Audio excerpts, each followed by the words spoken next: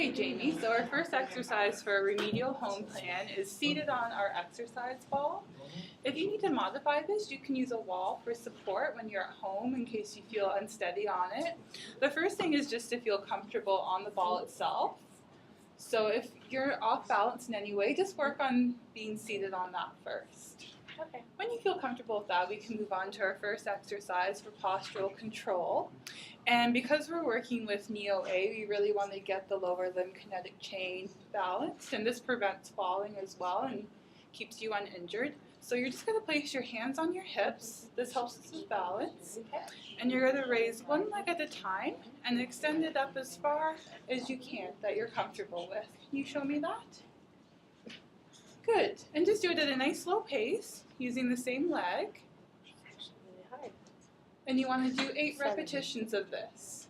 8 repetitions? So you're going to do 8 repetitions, 3 sets. So 3 sets on each side because we're going to be doing both legs.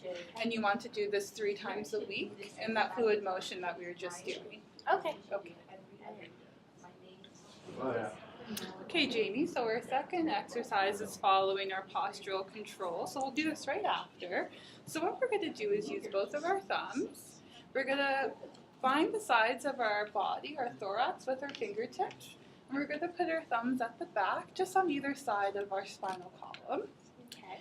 And you're going to do a self-massage along your back, lower back, to where your fingertips are, just meeting in little circles in a nice slow motion. Okay. So when your thumb meets your fingertips, you've done 1 repetition. You want to do 3 of these, and this opens up our back quad area, and again affects our posterior kinetic chain, just helping out with our lower body movement and balance control. Okay. And being seated on here adds to the instability and keeping our posture nice and straight. Okay. Yeah, HG is, Okay, Jamie, so our third exercise is proprioception, and this creates awareness of our joints and our joint space and what we're doing.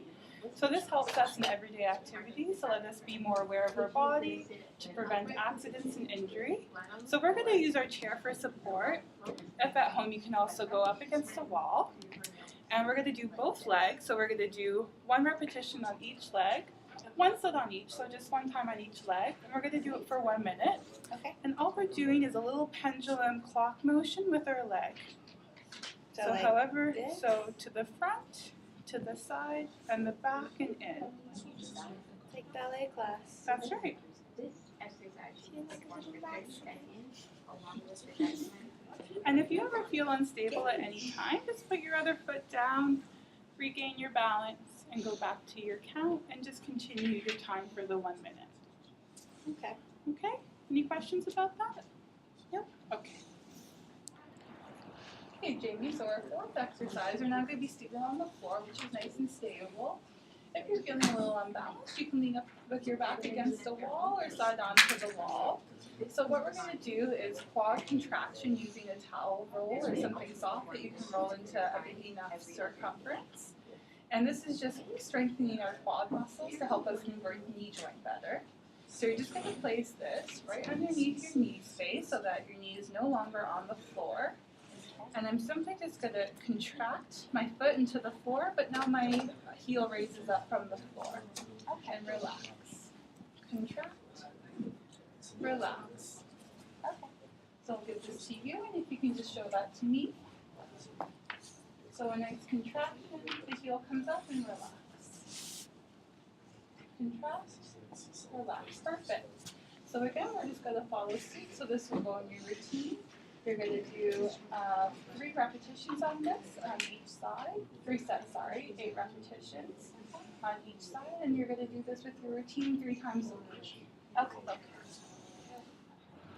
Okay, Jamie, so our 5th exercise, we're going to do active range of motion. So this is just to increase the movement that we have because you've been suffering with arthritis in your knee. And again, we're going to do both sides because we've been compensating with one. So you're either going to, if you have a shoe on, you can put a towel underneath your shoe. And you're always going to be seated, or you can use a soft foot.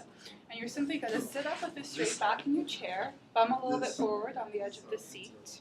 to get full movement. Okay. And you're just going to push your leg out as far as you can into extension. The goal is to get the leg straight, but if you're not comfortable doing it that far yet, don't go that far. And you're just going to pull it back into flexion. So that's one repetition doing that. Like that. And then back as far as you're comfortable, and then bring it back to start with your other foot. And then begin again and go out, bring it back, and that would be 2 repetitions. Yeah, me too. So you're going to do, again, each leg, and you want to do 3 sets, 8 repetitions on each side in those sets, and just do the fluid motion and perform it 3 times a week with the rest of your routine. Okay. Thank you. We've had it. Okay, Jamie, so our next exercise, we're going to use resistance for strengthening. And this is just to increase our movements into the extension and flexion in our knee. Again, we need to do both legs because we're compensating using the one that's not injured. So we're just going to tie a nice firm knot in our resistance band. Make it a smaller circle so that if you were standing shoulder width apart, if it's just from ankle to ankle.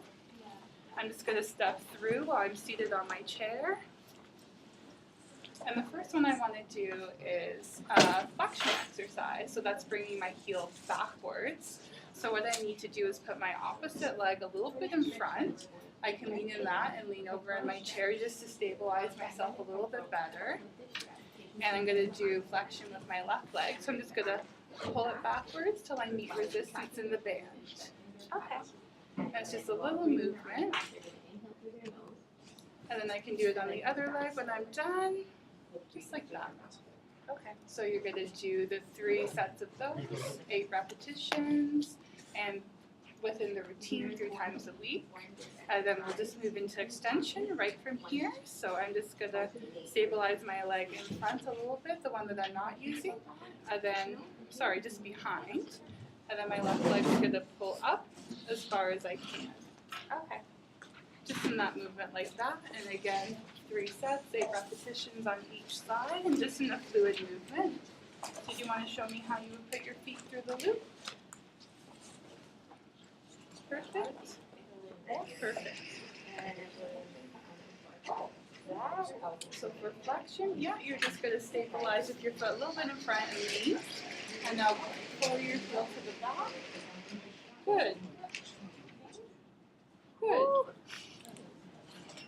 And can you show me extension where you bring your leg forward and extend your knee? So your leg that you're not going to move needs to go a little bit further back to stabilize you. And then the other one kicks out in front of you. And you can hold on to your chair.